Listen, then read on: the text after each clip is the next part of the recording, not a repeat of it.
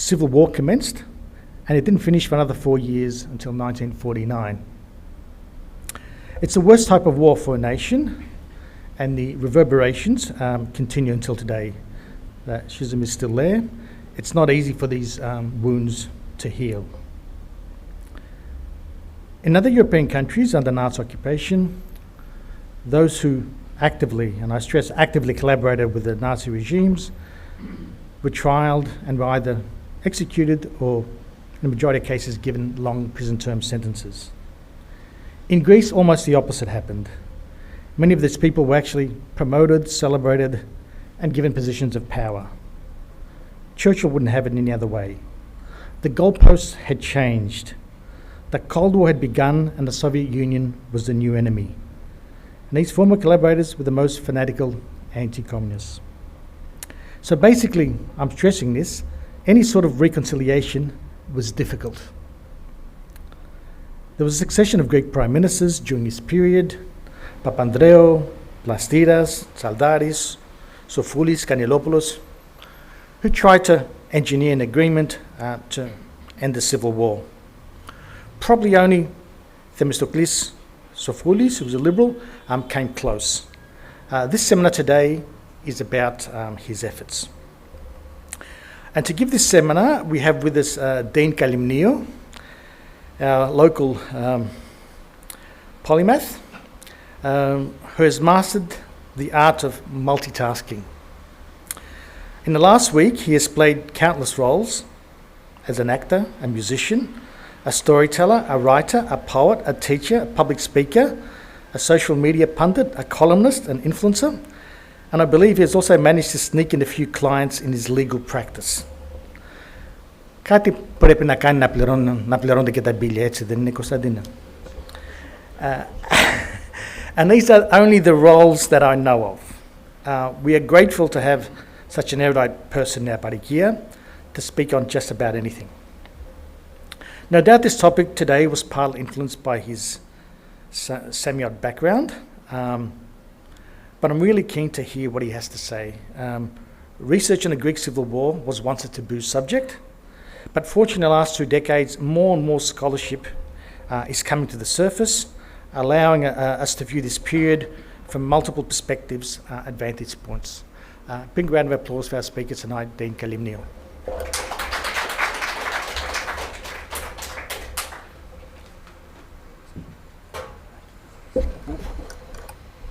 Scalopati, τέλος πάντων. Thank you everybody for being here and braving the not only the rain but also Melbourne's traffic, which is horrendous. Να είστε καλά. And yes, tonight we're going to speak about Themistocles Sofoulis, thrice Prime Minister of Greece, an all-round decent guy, I think. Born in Samos in 1860, studied in the Faculty of Philosophy at the University of Athens, and then became an archaeologist, studied archaeology in Germany. Returns to Greece, becomes assistant professor of archaeology at the University of Athens, and participates in decent amount of excavations. Among other things, he was responsible for the excavations in ancient Messini in 1895, and he uncovered most of the buildings on the site.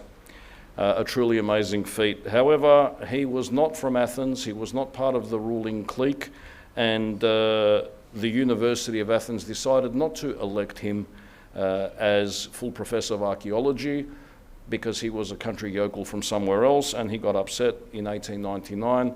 Sofoulis goes back to his birthplace, Samos.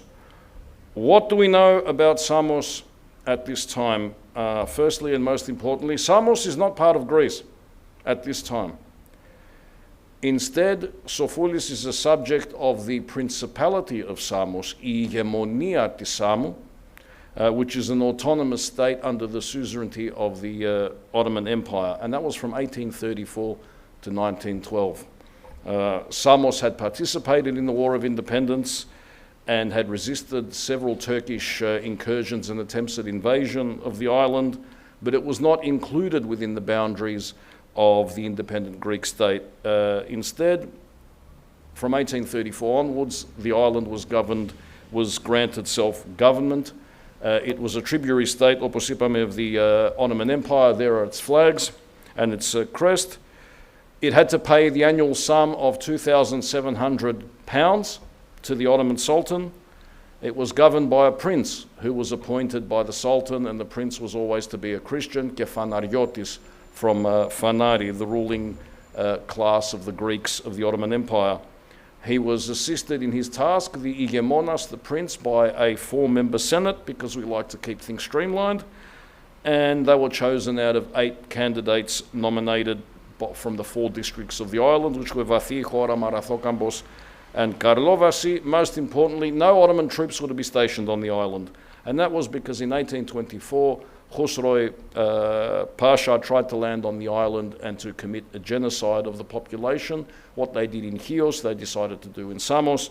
The only difference was that the Samians fought them off. There was a resounding victory. There was a naval victory and a land victory, and the Ottomans decided it's best to govern these people by remote control. Now, there's something you need to know about Samians. That's one of the princes.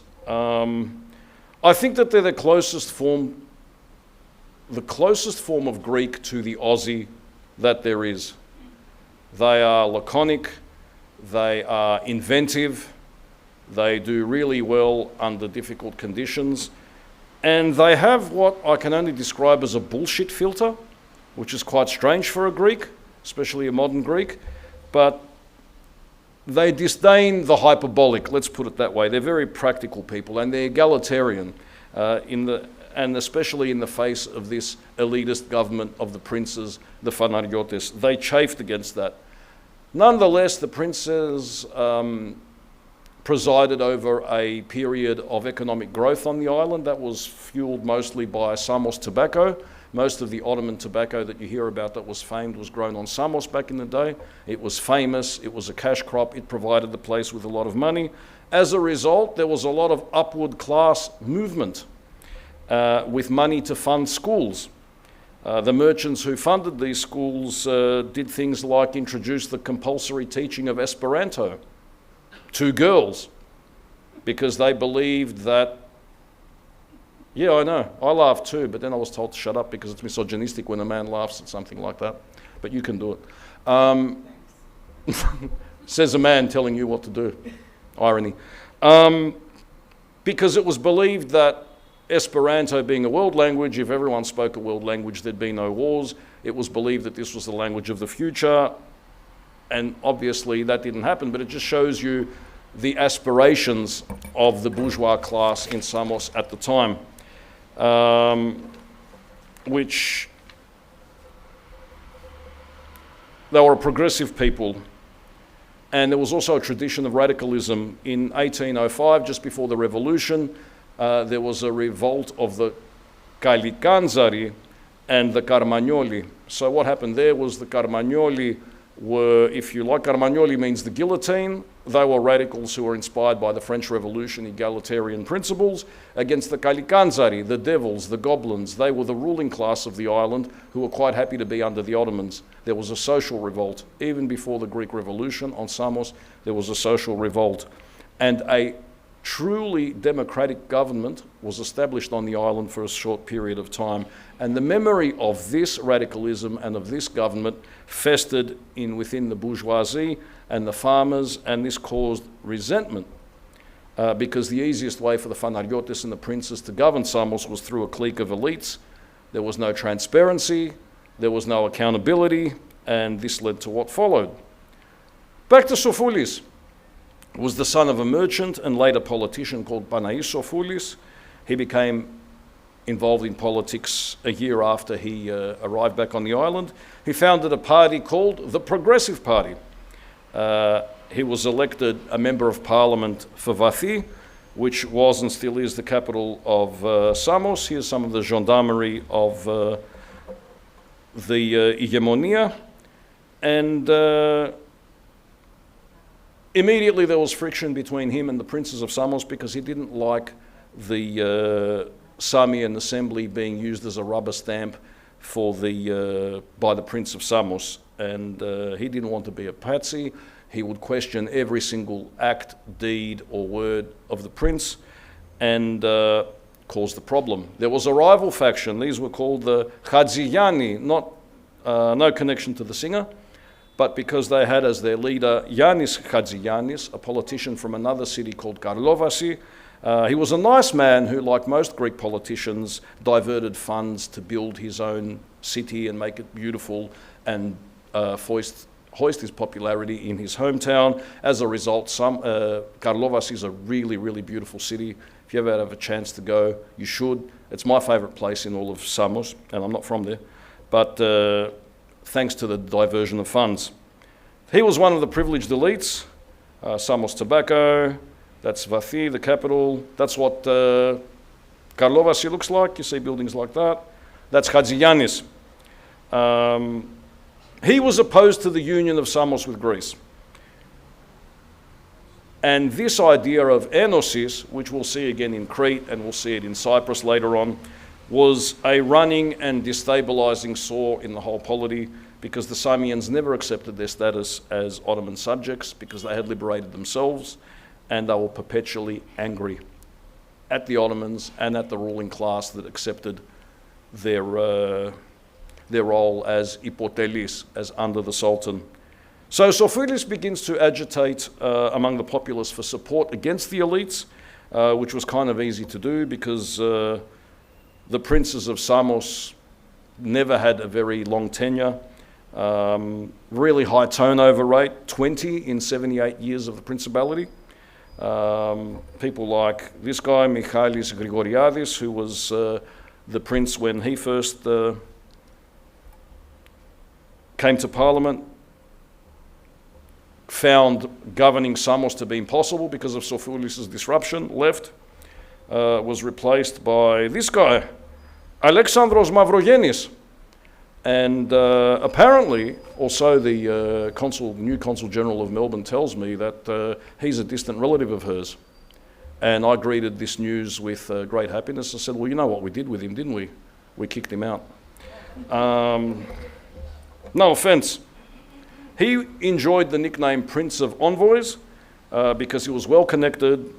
He spent a lot of funds on what we call in the euphemism recreational activities. I'll leave that to your imagination.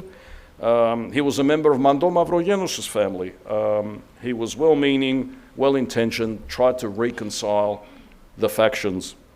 Didn't work. The Chadziyanni went absolutely ballistic, accusing Sofoulis progressives of, and I quote, having represented the unifying idea in Samos since 1902, and to achieve this goal, everyone is working in common agreement with the government of Greece. And that was, of course, absolutely true. They were not interested in maintaining the regime. They wanted social change and they wanted national change. They wanted to join on to Greece. The situation became out of hand. Sofoulis' tactics of civil disobedience made, the island ungovernable. They recalled Mavrogenis and sent Vithinos, who's a notable gentleman because he translated the first Ottoman civil legal code into Greek, was a professor of law at the Ottoman Law School in Constantinople, and decided that the only way forward was to break Sofoulis. He supported the Chadziyannis faction, and there were murders, thefts, revenge and political factionalism. All that became par the course. He imposed censorship on the press, after which time Sofoulis restarted his campaign of civil disobedience, which caused the Ottomans to recall him. And it's good that they did, because you all know from Greek history, no law professor is ever good at governing a country. Konstantinos Karatheodoridis was the great uncle of the mathematician Konstantinos Karatheodoris, who influenced Einstein. It's that family. And his relationship with Sofoulis was interesting, because even though they were bitter enemies, Sofoulis ended up marrying his daughter. So a lesson to any of you single activists out there who want to create social change, you'd have to put up your hands. The best way to do that is to marry into the ruling class, okay? Look at Napoleon, if you don't believe me, yeah? So he tries to reconcile the ruling factions. He says, you know, I'm your father-in-law now, katse phronima. Doesn't work because of the following incident. Sofoulis has taken over the government of Samos, signs a contract with the Bank of Athens for the establishment of a Samian bank. There it is. The Hadjianides didn't want this. They went and protested to the Turks. The excuse that the establishment of a Samian bank was a step towards enosis. If you got your own bank, what's next? Your own country, you what?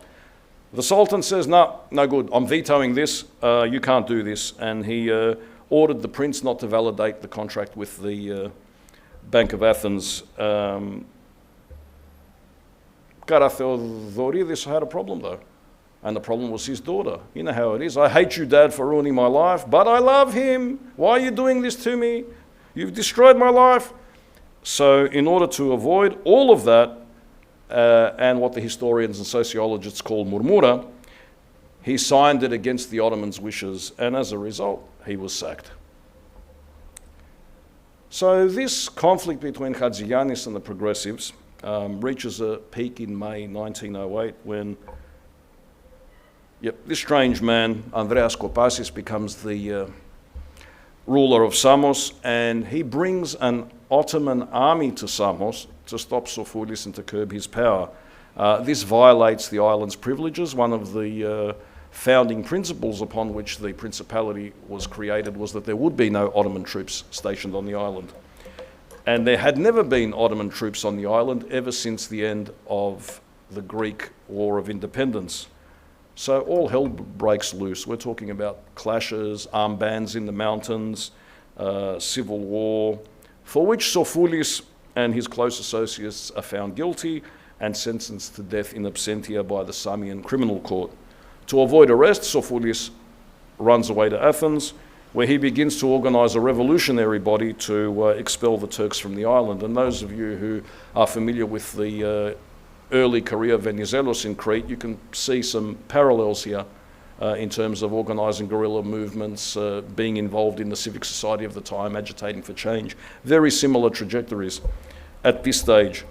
Kopasis is assassinated by a guy called Stavros Baretis, and on the 20th of September of 1912, Sofoulis, with his followers, lands on Samos, declares a revolution against the hegemonic regime, and the Turkish army on the island says, we've had enough, we're going, do whatever you want. Local power passes to the Samian National Assembly. On 11th of November 1912, Samos officially declares its union with Greece, and a provisional government under Themistoklis Sofoulis takes over governing of the island, waiting for the rulers to come from Athens and really bugger things up. So that's the declaration of the union of Samos with the rest of Greece there. We leave Samos now, sadly, because in May 1914, Sofoulis leaves Samos and is appointed general commander of Macedonia, which is also newly liberated. A year later, he's elected to parliament for the prefecture of Samos. There he is at his desk. And during the years of the National Schism, which is that conflict between the king and Venizelos, Sofoulis sides with Venizelos, and he's an ardent Venizelos. We know that the National Schism is a series of events centered around the conflict between king and Venizelos regarding whether Greece will enter the World War I or not. The king was in favor of remaining neutral. Venizelos was in favor of joining the Allies, and he had been promised significant territorial concessions if he did so. He went to Macedonia and formed a government of national defense, Ethniki Amina, up there.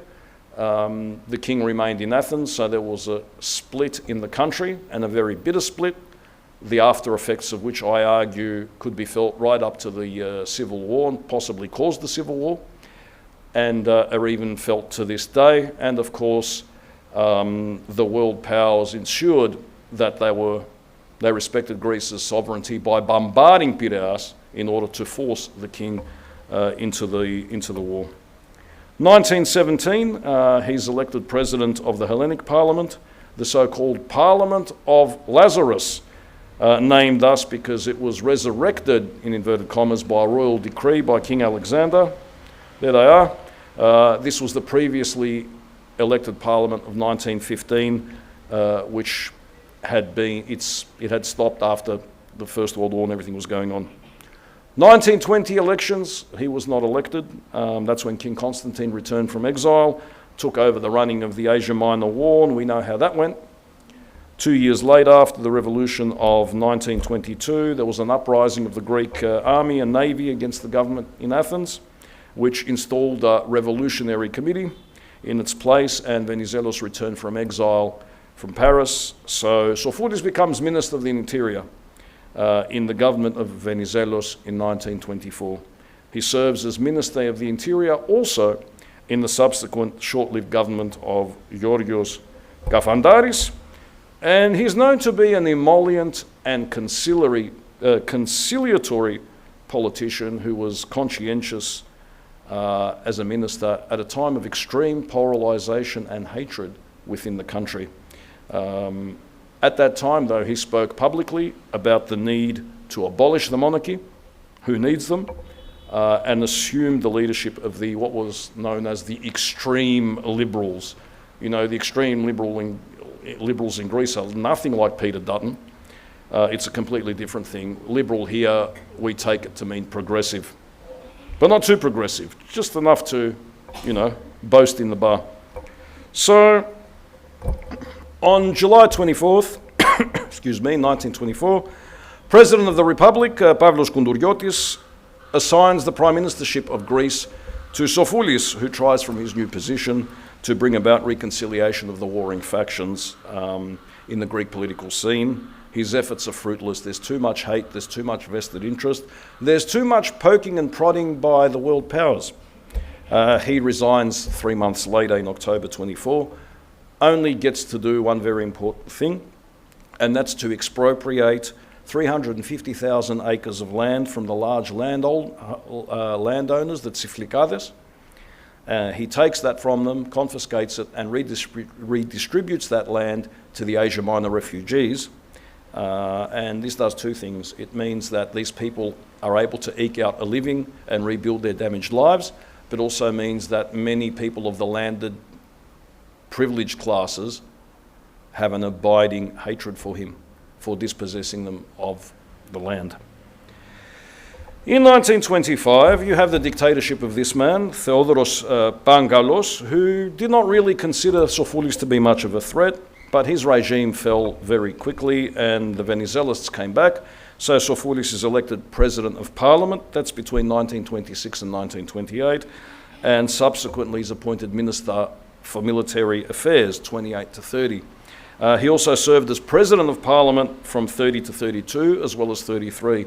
And then after the Venizelist movement of the 1st of March 1935, Sofoulis is arrested. And the Venizelist movement, of course, is an attempted coup d'etat by the Venizelists against the People's Party government of Panagis Tsaldaris.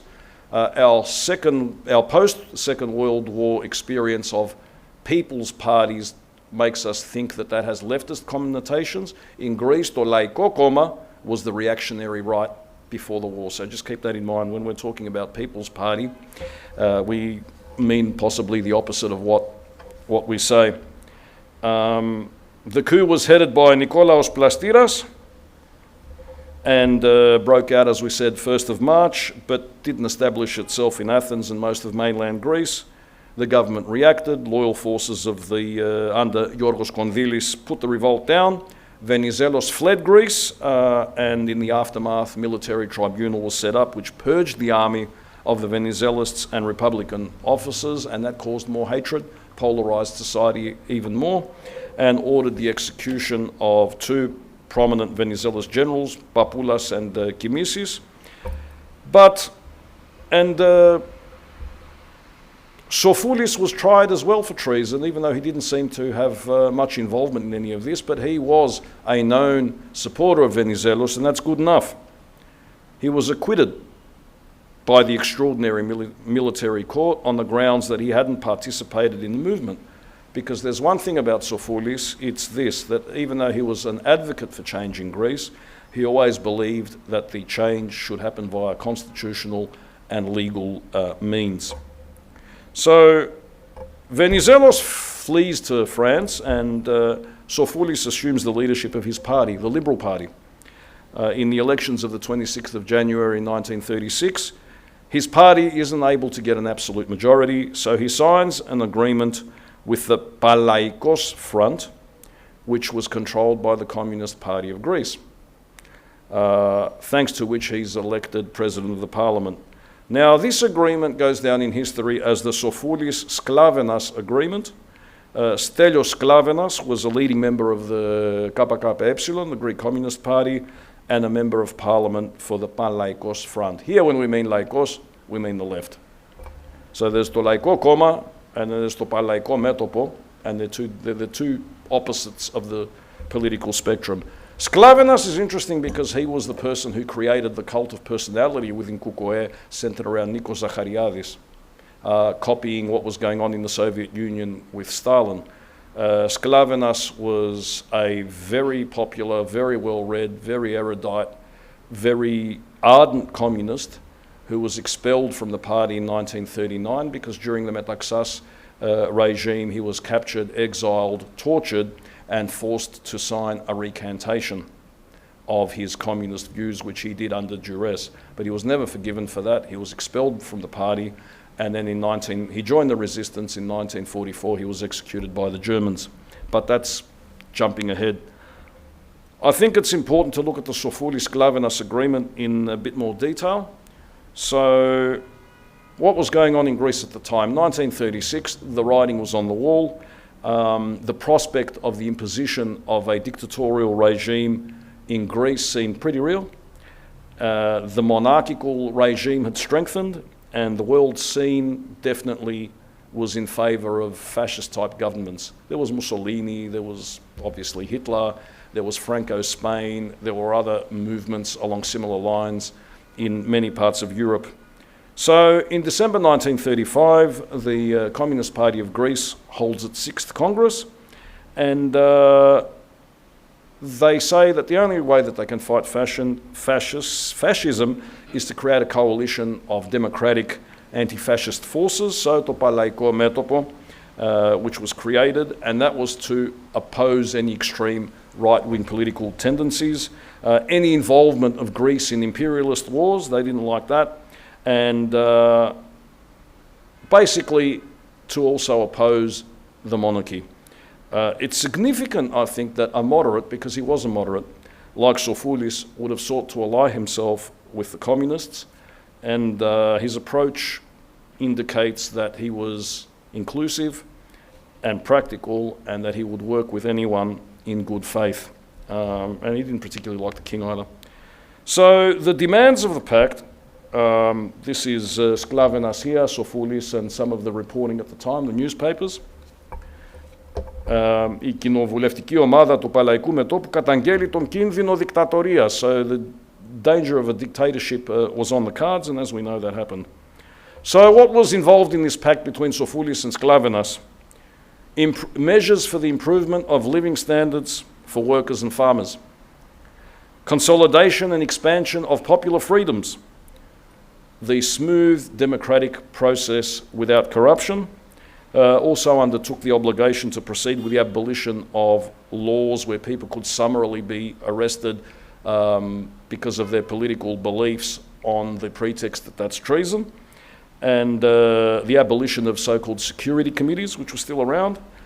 Importantly, the granting of amnesty to all political convicts, exiles, and the like, prisoners. The establishment of a simple proportional system, η απλή αναλογική, as a permanent electoral system. Reduction within 2 months of the price of bread, peace, land and bread, as Lenin said, by at least 2 drachmas. The abolition of detention for debts. You know, Dickens famously, his father had gone to debtor's prison. He had to accompany him because if you couldn't pay your bills, you'd go to debtor's prison and work off your debts.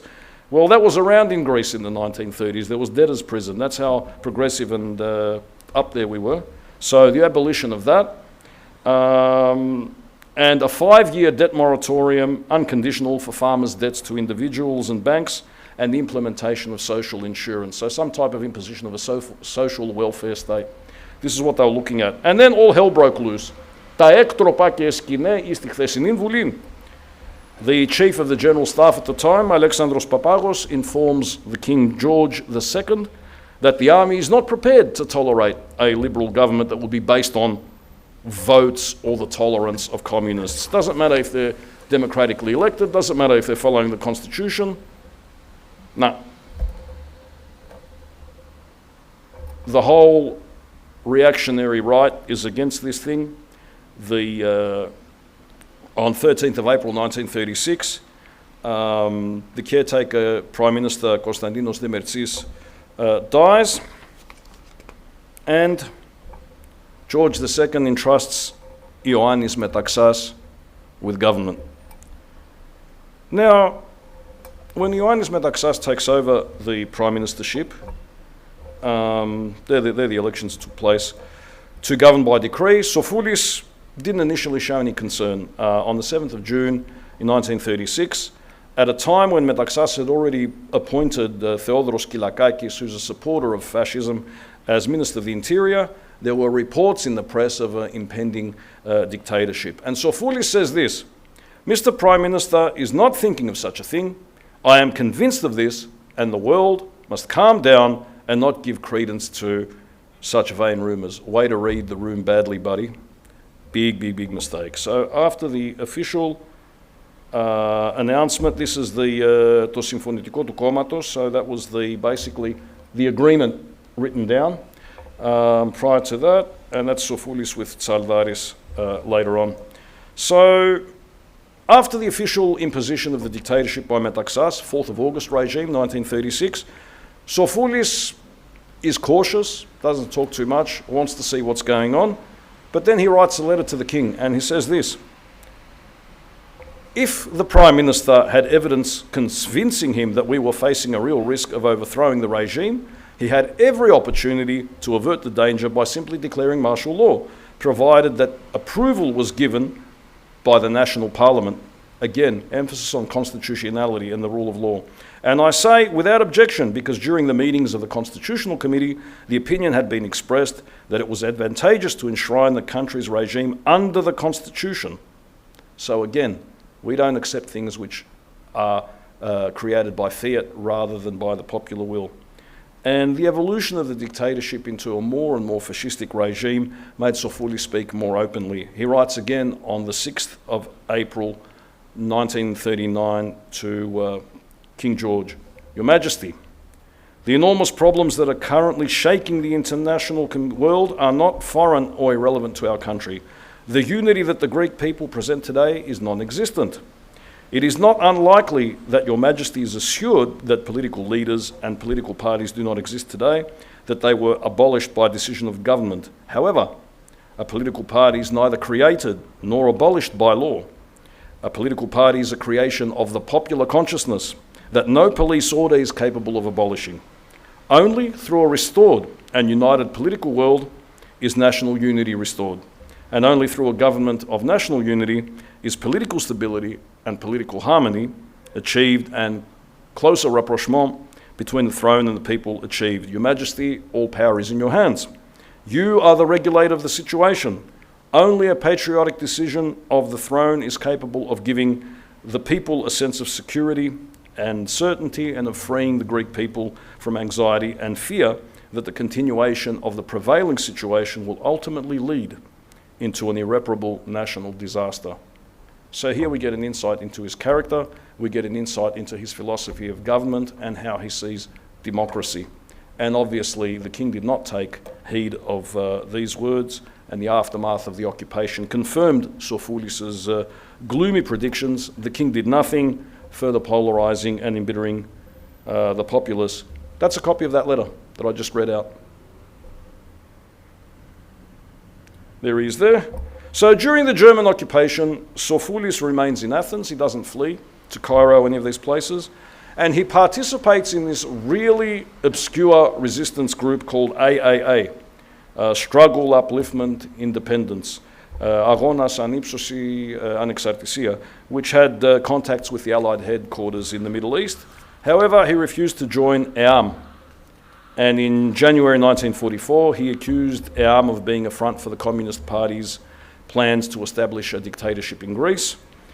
He's arrested by the Germans on the 19th of May 1944 on charges of resistance activity, and he's imprisoned in the infamous Haidari jail, there it is, until the end of the occupation. So, after liberation, Sofoulis is seeing the royalist Laiko agitating to take over government, and he also notices the amount of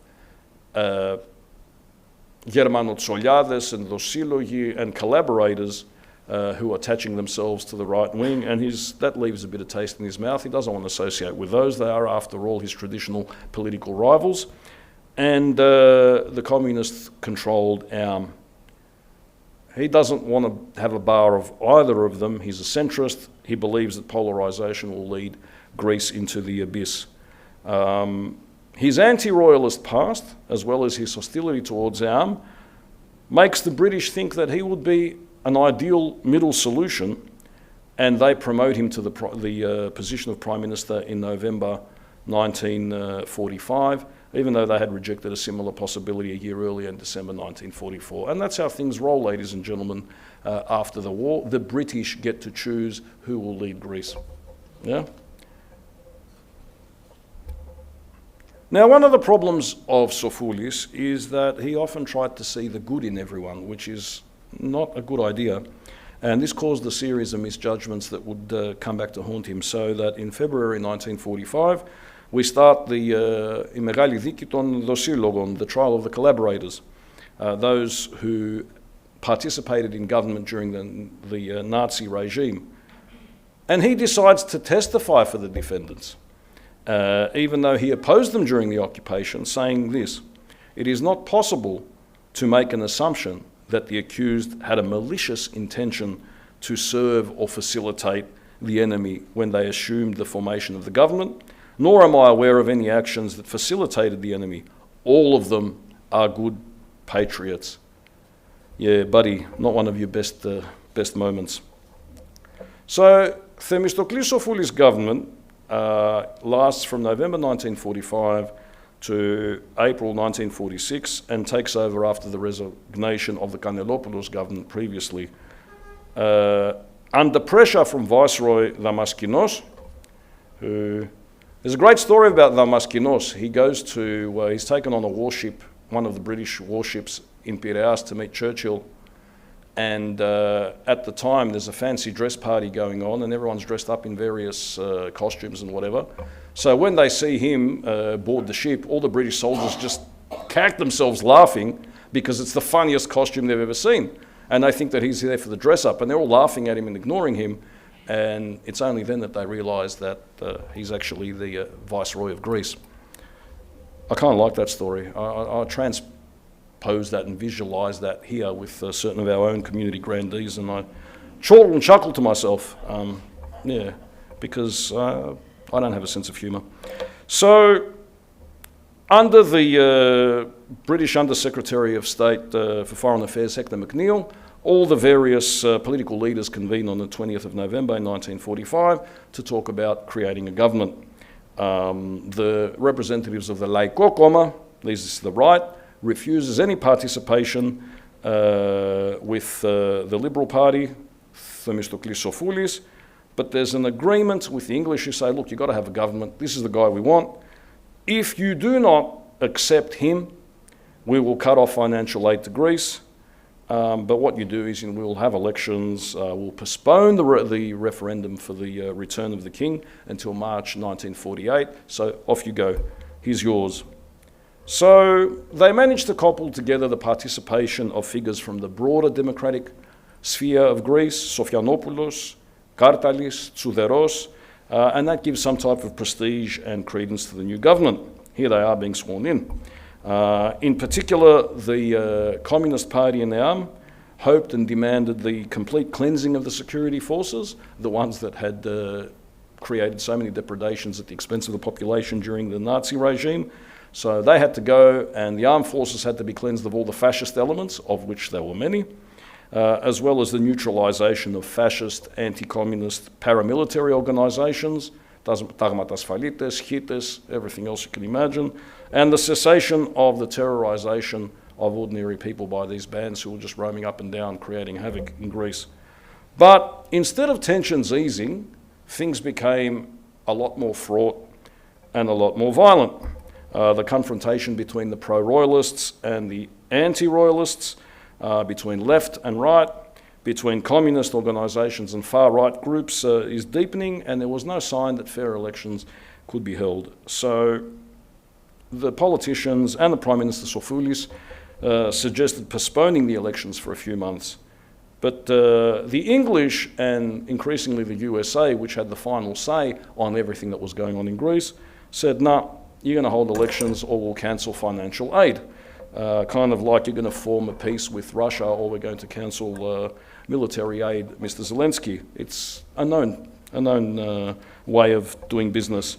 So the centrist parties, except for Sofoulis' party, resigned from the government in protest on March the 11th, 1946, and refused to participate in the elections. And the Communist Party of Greece and the leftist parties do the same, leaving a minority government under Sofoulis twiddling their thumbs and saying, what do we do next? Elections are finally held on the 31st of March, 1946, under the watchful eyes of the Allied mission to observe the Greek elections and guarantee the integrity of the process. In other words, to vote for the people that we want to win. The elections brought the Laiko Koma into power, and especially the Electoral Commission coalition it had formed, the United Nationalist Front, to the forefront with 51.4% of the vote. Sofoulis had rejected a call from Konstantinos Tsaldaris and Sophocles Venizelos for the nomination of joint candidates from the Liberals. I've jumped ahead here, I'll go back. And the Laiki, because he was wary of collaborating with the Royalists. He was just as wary as he was of the Communists. He was so wary of the Royalists. And shortly before the elections, he also rejects a similar approach from the Communist Party after a lot of soul-searching and deliberation. It's in his diaries, because he wrote he didn't trust the Communists on the one hand, but on the other hand, he would not countenance excluding them from the parliamentary process. And I think that speaks volumes for his personality, his reputation, and the method of approach that even in 1947, when the Civil War had flared up and tensions were high, the left saw in him the only possible means of a compromise solution to avoid the perpetuation of the Civil War. He was not their friend, but he was always someone they could talk to and do business with. King George returns in 1946, and Sofoulis announces that, okay, since the people have voted him in, I accept the new political reality, even though I'm an anti-monarchist. And he plays a double game, which is very, very uncharacteristic of politicians. On the one hand, he informs the British ambassador that he would even accept a royal dictatorship as a guarantee against the Slavs and the Communist Party of Greece. They're his words. However, at the same time, he proposes to the Laiko Koma, the rightists, the formation of a coalition government with his liberals on the basis that this new government would grant amnesty to the persecuted leftists and guarantee their safety. Sofoulis believed you couldn't exclude or persecute a whole section of the population and still build a democratic society and even claim or boast that that's what you're running.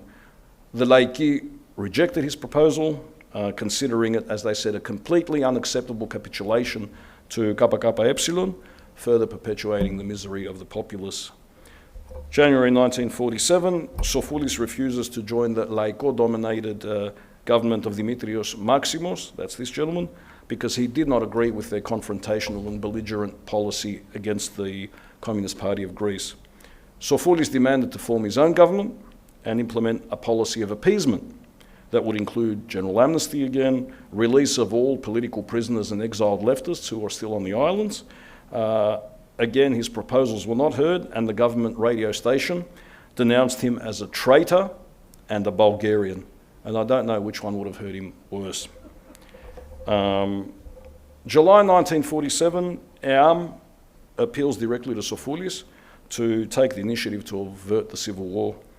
Sofoulis meets with Dimitrios Maximus and basically hammers an agreement for an agreed political solution to the end of the war down his throat. And says, here it is, we're going to do this. We're going to amnesty, we're going to release the political prisoners, we're going to embark on a process of reconciliation. King Paul, who has succeeded King George, refuses to accept any initiative for peace.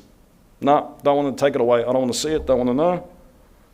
That's King Paul there, dressed up all in his finery, and that's, I don't even want to say her name, that's that woman. And looking very Greek, says, no, I don't want to hear anything about the Kukuē and reconciliation and rebuilding of society because the Americans won't accept it. Because at the end of the day, that's who we serve, yeah? So, despite the king's objections, Sofoulis goes rogue, and on the 2nd of August 1947, he submits a note to Arm, and regarding a possible collaboration between the Liberal Party and the Communists with the aim of he'll be the Prime Minister, and they'll support him on the basis that the Democratic Army, which was fighting against the Royalists, would be dissolved gradually, and he promised recognition of the national resistance. So that was a sore point of the left for many years after the Civil War, the fact that the Iagones to Eam and their role in national resistance were not acknowledged by the government for many, many years, right up until the Metapolitevsi, granting a general amnesty again and enacting legislation, importantly, to avert reprisals. The communists accept Sofoulis' proposal in many respects, propose other amendments, they're going back and forth, they're cobbling together this deal, but the Laico Royalist Party is concerned about this process, and so much and more so about Sofoulis' what they called pro-Slavic tendencies. Anyone who talked to the communists was somehow pro-Slav, and and also Sofoulis made unfortunate comments like, it's all the Americans' fault, and they bear the primary responsibility for everything that's happened. That does not make you popular with the people that pull the strings. So the US did what they always do, they threatened to cut off aid to Greece if Sofoulis didn't A, shut up, B, recede respectfully into the background. So on the 4th of September 1947, the Americans cause the Laiko Koma of Konstantinos Tsaldaris to join a coalition government under Sofoulis. There's Tsaldaris, there's Papandreou, the elder, and there's Sofoulis. The Americans forced them together to create a united front against the Communist Party, because the way that you neutralise a wavering opponent is to force yourself onto their side.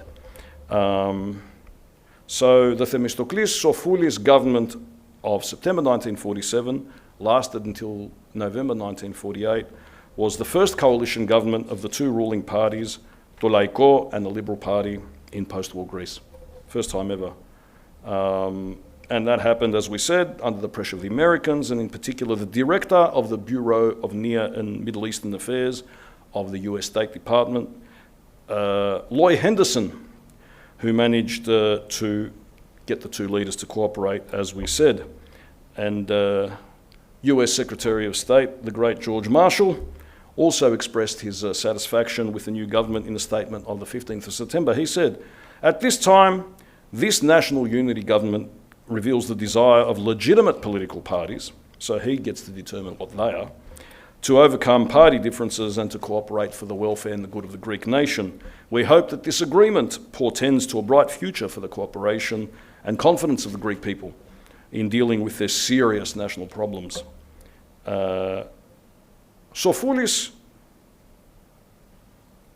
publishes a resolution called On Amnesty for Surrendered Rebels on 14th of September 1947. Now, based on this resolution, people who had participated in what are defined as insurrectionary acts, who surrendered and disarmed voluntarily during the following month, would be automatically amnestied, immediately dismissed, and no further harm would happen.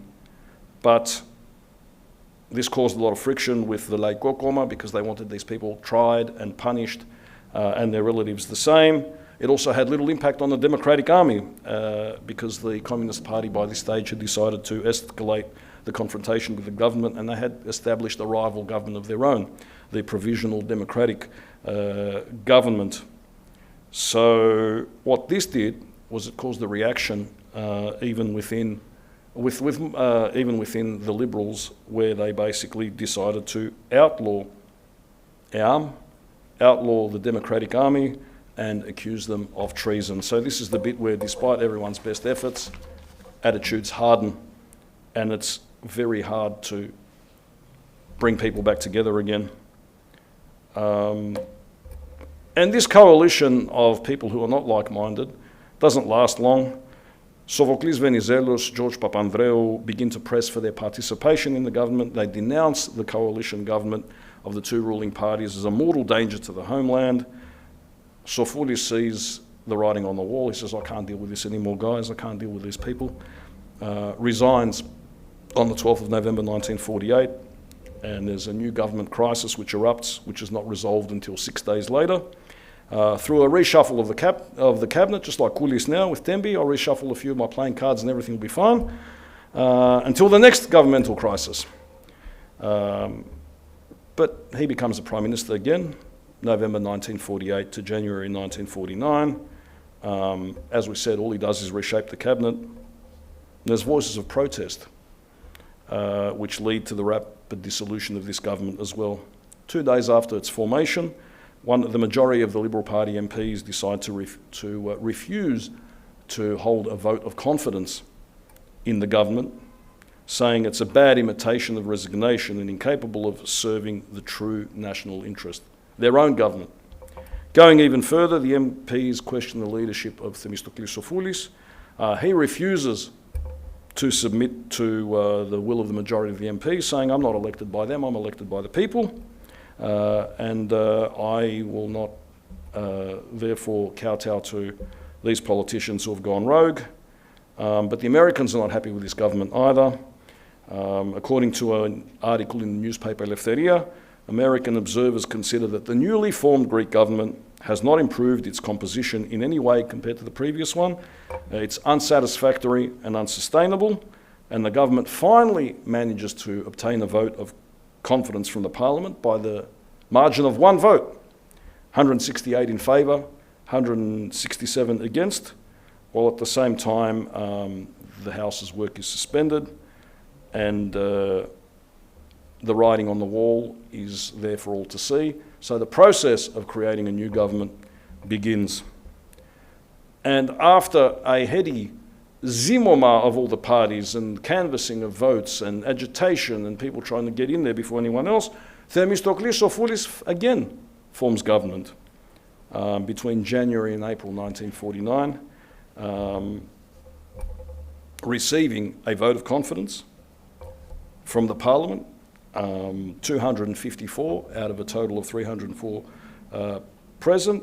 And in his speech where he outlines the program of the government, Sofoulis says, its main purpose and objective is, Gentlemen of the Parliament, at a time when the nation as a whole is fighting against the enemy, striking at its vital forces, so they've become the enemy now, the democratic political world, aware of the supreme importance of this historical moment, unites its forces to form a common front alongside the heroically fighting armed forces and the population suffering from the winter cold. So for this purpose, on the 20th of January 1949, General Alexandros Papagos, who was then a courtier of King Paul, the man in the fustanella we saw before, was recalled to active service and assumed the command of the Home Army. 27th of January, Papagos is accompanied by the War Council, in which the Prime Minister, the Deputy Prime Minister, the Ministers of Military, Naval and Air Affairs, headed by the head of the European Reconstruction Mission for Greece and the heads of the American and British military missions all get together to see how they can finish off the communists. The one who takes on the job that's Markos Vafiadis, yeah? Markos Vafiadis was on the front cover of Time magazine. Yeah. When I was talking about, I should have played this slide when I was talking about the formation of the rival government by the Democratic Army, and yeah, he was on the cover of Time. I don't think Mitsotakis has ever been on the cover of Time. Could be wrong. Anyone know who this guy is? Thrasivoulos Tsakalotos, grandfather of Tsakalotos of Siriva fame. So he was appointed by the Americans and the Royalists to proceed with operations to clear the communist guerrillas. First in the Peloponnese, which was the Peristera plan, and then in Roumeli and Thessalia, that was the Piravlos plan. And as we know, all great revolutionaries come from reactionary families. It is the rule. Lenin was part of the minor nobility in Russia. So in March 1949, there was a famous currency smuggling scandal which broke out. And that was a financial scandal with many ramifications in the upper echelons of the country's economic, social and political life. Spiridon Marquezinis, this little Weasley fellow here, was implicated in the scandal, and he will re-emerge towards the end of the junta in the 70s doing similarly Weasley things, because that is what he does. He was the recipient of significant sums of smuggled money, but he was eventually acquitted by the charges by a court that was very friendly. And many members of parliament said, well, you know what, Sofoulis government, you haven't done much to avert this, no good, and we want Marquezinis to go. Marquezinis refuses to resign. And Sofoulis says, well, we're at an impasse because I'm copping all the flack because of you, and you won't resign, so this is what we're going to do. The whole government will resign, and that way, Statsakivya. And that's what he did. He made his whole government resign just to get rid of Marquezinis. I think that's I think in the vulgar parlance, we would call that a ballsy act. So that's the kind of person he was. If it was a matter of principle, he would stick to his principles, something rare in this age. Rare then as well. Resigns, forms government again the next month. April 1949 to June 1949, replaces his previous government. Now at this time on the civil war front, conflicts are now limited to Gramosvici. Government troops have prevailed over the guerrillas in all the other areas of Greece. The Soviet Union's change of course during the Civil War, and especially the closing of the Yugoslav borders to the Democratic Army, are creating a problem. And obviously that leads to the defeat of the Democratic Army in the next few months. This is a newspaper article talking about the swearing in of the last Sofoulis government. And that's the spoiler alert, because on the 24th of June, when the Prime Minister Sofoulis was preparing to go to the airport to welcome that woman who was accompanying King Paul, Frederica, who was returning from Switzerland, probably on a research trip, I don't know, he suffered his third, in a period of 7 months, fatal heart attack. He was not a well man. The strain, he was also old. Yeah? In accordance with the Constitution, King Paul gives a mandate to Konstantinos Salvaris to form a government, and he forms a coalition government, again with the Liberals under Sophocles Venizelos. So, 24th of June, Sofoulis dies, is lamented. That's his grave there. And then largely forgotten by the Greek populace, which I think is a shame, because yes, he was a man of his time. Yes, he did not manage to achieve much in concrete, lasting form, but he is an example of what could have been. I think he's an example of what happens when principled people with adherences to such antiquated ideas as the rule of law, gentlemanly conduct, and the desire to include all. If more people are like him, then possibly the history of modern Greece would have been very different indeed. And that's why I thought that it was worthwhile discussing his life and times tonight. So that's all I have to say about him. There he is with that woman, possibly gloating over his illness and demise, I don't know. But yeah, the less said about her, the better. I don't like her very much. Applause for Ding.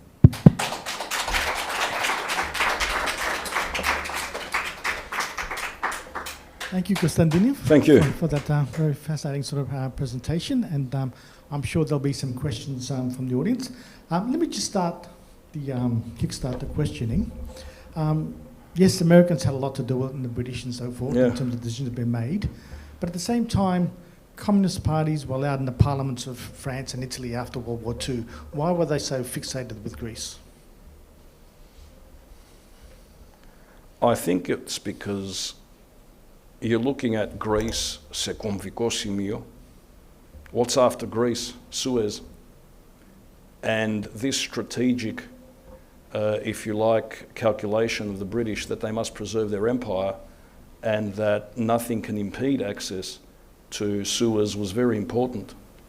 Now, the British did not know, to the extent that we know today, that Stalin had widely washed his hands of Greece and the communists, that the Communist Party of Greece was never taken really seriously by the USSR, but the abiding danger was Tito, who was a rogue element, and Tito's desire to dominate the Balkans. So the whole idea was, and also the domino theory, or the genesis of something similar. If it is possible in Greece, it will become possible somewhere else.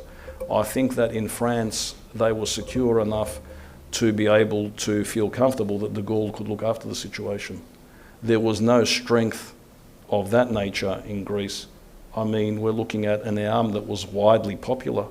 I think more popular than what the communists were in Italy or in France. They were a threat, and they made them into a bigger threat, and they demonized them. And then we saw the situation that everyone had to face after the end of the war, which didn't have to happen, in my opinion. Thank you. Surely there must be a few questions. Christo? Sofoulis died as a prime minister, and he was at the age of 89. Yeah, he was an old man. Yes. So there's hope for Trump. And Yeah, hopefully he'll die of a heart attack on the job as well. yeah. You never know. When Tsaldaris took over, there was a cartoon in the newspaper, I think Tanea or something, that says Tsaldaris, they did not consider him much. And the cartoonist says, saying that here's Tsaldaris, 12 other 0. 12 other 0. It's 12 υπό το 0. No. There was freeze. Exactly. Yes, For me, Sofoulis is a giant, not only because, I mean, his parliamentary career is what it was, and he was a great survivor, and he was a conciliator, and he meant well, but what he did in Samos was amazing. I mean, he was a Renaissance man. He was an archaeologist. He was a scholar. He was an activist for social reform. Even on the local level, there is much that he did that could be studied and replicated today, I feel. You talk about Samos and its progressives and so forth, but Yeah. it's usually Ikaria that has a reputation. How did that come about? How did Ikaria's reputation? Well, yeah, as I said, I mean, you're talking about Samos, but Yeah. but Ikaria is the one that has the reputation, you know, for being progressive. Who and so cares forth. about Ikaria when we're talking about Samos? Samos is amazing. Well, the prefecture is Samos, Furni, and Ikaria. The Samian progressive element was something which pre-existed the revolution, as I said. You know, during the Greek Revolution, they formed a truly democratic government, the likes of which Greece has never seen, with local participation, without the influence of grandees and the elites. It was an unbelievable thing that needs to be studied. Ikaria was a result of the civil war, that type of radicalism. The Samian one is entrenched, I think, in an older tradition, and it's not necessarily an extreme left position, although the civil war in Samos was felt and the island was polarised and there were significant local battles and conflict between the community, but it's an older tradition, I feel, Nico. Okay. When you talk about Sofoulis confiscating the land from the Tiflikades, what areas of Greece did that mainly affect? Or? Thessalia, Okay. which is why he was unpopular, and Macedonia. But I mean, Macedonia, a lot of that was land that Turks had left behind that still hadn't been redistributed. It was that kind of land. Wasn't that land that was that belonged to people who were Slavs? I No, know, because they were still there. Yeah, the We're Slav... talking about 1922. So the Slavs were still there. Then you can't figure out. Actually, the Slavophones had a problem because they thought they should have gotten that land. Yeah, that was their And- problem. and They said the Turks have left. We're here. Why aren't you giving us that land? Why are you giving it to these we're the people? locals, so that's Yeah. why they sided with the righteous parties. And the Pontians, as you mind, refugees sided with the Venizelos. And, To begin with. To begin to with. begin with, that's right. Yep. Things changed down the track. Like all the Muslim exiles went to Ikaria. Yeah, It's a totally different story. that's later on. That's Well, exiles went to Samos as well. Ritsos was exiled in Samos. Yeah. It was from Samos. Ο Ρίτσος, no, ήταν από τη Μονεμβασιά. Yeah, δεν ήταν Σαμιώτης. Από τη Μονεμβασιά ήταν ο Ρίτσος. And he wrote some of his poetry on Samos. You know, that famous one to his daughter, Κοριτσάκι μου θέλω να... That was in Samos. Yeah. And was he buried in Athens? Yes, yes. Ναι, στο πρώτο. Ναι. right. And Mr. Marcus Weathers got even enough in all this. Σοβαρό το μαγαζί, στο πρώτο. Thank you, Dean, for that most interesting lecture. You said that, well, your lecture was there was a chance that Sofoulis could have averted a civil war. If the KK got involved in the elections of 1946, Yeah. if they hadn't abstained, Yep. do you think they might have averted, that the civil war might have been averted then too? There's a distinct possibility. I really believe that if they hadn't made that big mistake, they could have played a healthy role in Greek democracy. They could have taken the edge off the reactionary right, and we would have had possibly a form of, I might be idealistic about this, a form of Euro-communism such as that we saw in Italy and France. Where I sometimes think that may not have taken place is that there was too much bad blood and too much hatred from the time of the National Schism in 1917, because a lot of those people who were originally Venizelists or against the king, many of those people gravitated towards the left. Many of those people may not have been communist, but ended up being communist because they were banded as such, because they were in arm and they had nowhere else to go. Our understanding of Zachariadis' intentions is that Zachariadis wanted to take over Greece and create a communist state. Zachariadis was not interested in the democratic process. Zachariadis saw what the Communist Party did in Czechoslovakia, where they participated in democratic elections and then seized power by putting their own people in the interior ministry and the key ministries where they could seize power. I sometimes think that that's possibly what he may have tried to do. On the other hand, you keep enough people happy, you keep them interested, you keep them engaged, that sometimes cancels out some of the most extreme forces. So I'm 55% thinking that possibly we could have averted the civil war and there would have been social inclusion, 45% doubtful. Well, yeah, the other stumbling block was that the electoral rolls were probably going to be doctored anyway. I mean, how... Well, that's the problem, isn't it? That's the problem. That's the problem. They're doctored, and even if they're not doctored, it suits people's purpose to say they are. Yeah. But wasn't the Civil War something that the English instigated, like they promised us Cyprus so that we could join the Second World War, and we did, but then of course not only did they not give us Cyprus, but they gave guns to both sides. I'm not sure that that's 100% what happened, because if you recall, Greece was invaded. We didn't really have much of a choice in the Second World War. I'm talking about after the Second World War. After the Second World War, After the Second World War, yeah. they did not honor their word. Which word was that? To give us Cyprus? That was what the first one. For what reason to give us Cyprus?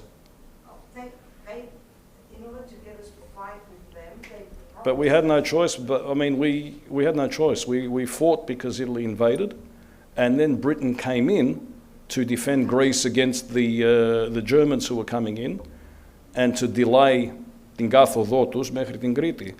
So they were there whether we liked it or not. Yeah, the First World War was different. There was First World War is, I think, what you're talking about, where there were offers made to Venizelos. We'll give you Cyprus, we'll give you a bit of Smyrni, we'll do this, θα σου δώσουμε τη Βόρειο Ήπειρο, you can have Imvros and Tenedos, and come and join, which is why Venizelos jumped at the chance, which sounds good on paper, but I mean, a lot of those places were indefensible anyway. They were straw promises. And plus a decade of fighting since the Balkan Wars, the population becomes Absolutely. exhausted. It caused a lot of problems. That's That's why he lost the election. I got Vangeli first, but I haven't seen him in a long time. Thank you, Dean. I think in the First World War, the Brits offered Cyprus, That's what my but reading not is. to Venizelos. To the it king. was Prime Minister Zaimis Yes. who actually rejected that offer because the king at the time, King Constantine, Wanted to remain neutral. wanted to remain neutral. That's right. Well, that's a polite way of saying it. You know, married to the sister of the Kaiser. Yeah. Costa, personally, allow me the judgment that I do not think Sofoulis was in a position to avoid the civil war. When he became prime minister, he was 84, 85. His governments came after the Vargas Agreement, when the communists, when Hellas, laid down its arms. Zachariadis had no cultural affinity with Greece, ideological. Sure, yep. I mean, he was an alien force. He was from another universe. Yep. He could not relate emotionally, intellectually, ideologically with what was going on in Greek society. Born, raised elsewhere, imprisoned and this and that. So it was almost impossible to avoid the war. If EAM was to participate, considering that 10 years later, in 1958, the Unified Democratic Left, a front with the Communist Party in there, ended up getting 25% of the popular vote, they were going to do rather well, but personally, I don't think the civil war was going to be avoided. Okay, what I would say is this. My contention is, had he been listened to, that's it. He didn't avert the civil war, but had he been listened to, there was a chance. Furthermore, I hear what you say about Zachariadis, and I agree. Zachariadis grew up somewhere else. He was not familiar with Greece. He spoke Greek with a weird accent. Everyone knew this. But that's assuming that the sole leader of the Communist Party and the sole person that had any influence in the Communist Party and in the broader EAM, which was a coalition of leftist forces, was Zachariadis. And I don't accept that. There were other poles and other power struggles at play. And I think that if it suited Tokoma to make a deal and Zachariadis was in the way, Zachariadis would have been purged. So that's where I'm a little bit doubtful. But yeah, my point is that had he been listened to, things would have been different. And where I back up my argument, Costa, is the fact that the communists were reaching out to him again and again, and there was a dialogue. There was a desire to sort things out. So I don't think it was as polarized as we like to think it is sometimes. I think there was a bit of give and take and more going on behind the scenes than we would And like at some to stage, imagine. the communists would have been aware of the percentages agreement as well, so they would have tried to broker a solution, I would say. That's my reading of the situation, but I accept that there is a hardening of attitudes at different stages which impedes upon that desire to make peace.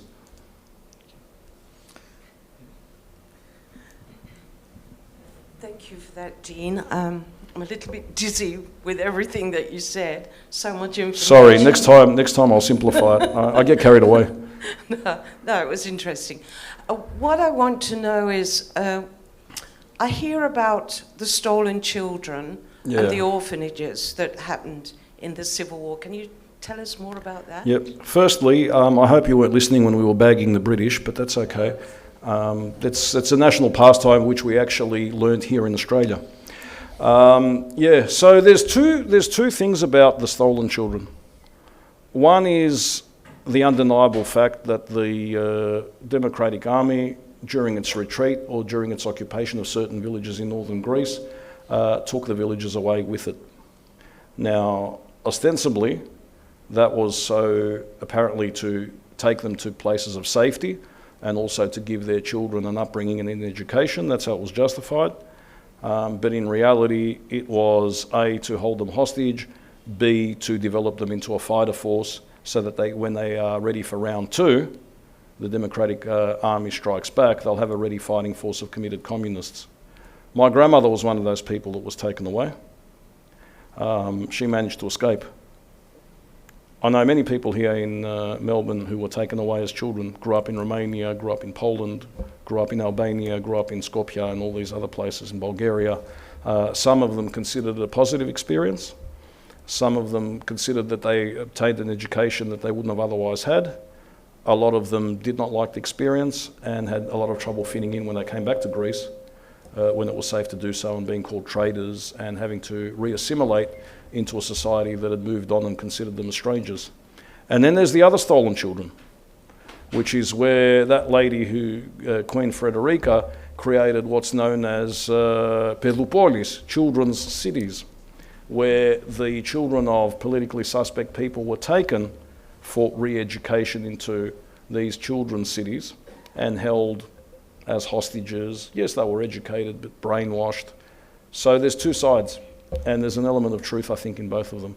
It's a very sad and sordid thing that goes on, because children are the most vulnerable sections of society, and we see that happening today in the Ukraine. Putin has taken so many children away from Ukrainian cities and sent them to Russia for re-education and Russification. It's one of the tragedies of the current conflict. And then can I add, there's one more third category, children that were given to childless American couples. Yes, yes. And we've got, in June, if I can plug this seminar, Gonda Van Steen will be talking on that topic as well. So, but regarding this topic, and it's good that you brought up this question, Lauren Danforth, an American anthropologist, and Ricky Van Bosten, they've looked at this issue of the Pedopolis Frederikis, and also those who went to political exile in Eastern Europe. And the conclusion at the end was that, as Dean said, it's complex, the experiences are mixed, but on balance, both children were better off for it. I think that's the conclusion of their book, on balance. Yep. Yeah, but it's... That third category you mentioned, that happened later on. It would have, yeah. It would have. It would have. But the 50s, the 50s. No. They couldn't have happened back then. Yeah, post-Civil War. But that's the third category. Yeah, and people were getting incentives. It was like human trafficking basically. So. Yeah. I don't think that's relevant to the Civil War. No, but I'm talking about stolen children in general in the broader category. So yeah. Stolen children were also... But there would have been orphans from the Civil War. You see, so some of them. Yeah. The stolen children were also, their children were also stolen from England and sent here. And there's a whole history of that, of children being taken from England. Let alone Aboriginal children as well. Yeah. Okay, I think we might bring proceedings to a close. Κωνσταντίνα, να πεις συνεχεία του Σοφούλη, just a bottle of wine for you, okay? A big round of applause for our speakers tonight. Thank you for you guys. Thank you for coming in the rain. Thanks for braving the weather, and the next 3 seminars will be online. Thank you.